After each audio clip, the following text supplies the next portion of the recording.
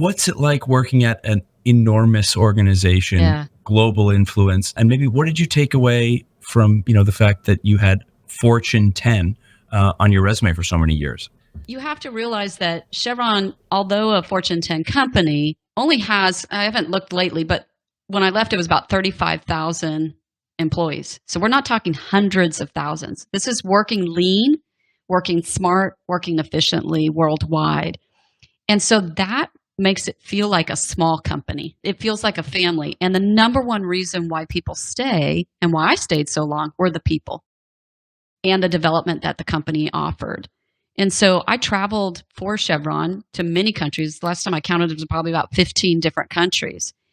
And it was the same culture every country I traveled to. Pride in working for the company, doing the right thing the right way, highly ethical, high integrity company. And so that made it feel like more of a family, small company.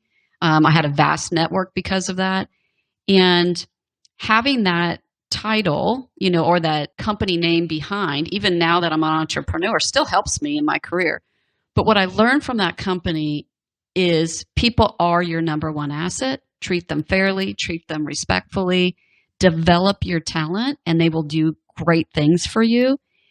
Now, I know the flip side is I got used to having this powerhouse behind me, resources, not always money all the time, right? Because you get to a certain level in the Fortune 500 list because you're spending your money correctly. So we're not just I didn't have buckets of money. Like people thought I always had buckets of money to do whatever I wanted. Not the case. In fact, it was quite difficult sometimes to get things approved because we were very, governed to make sure we were making the right decisions.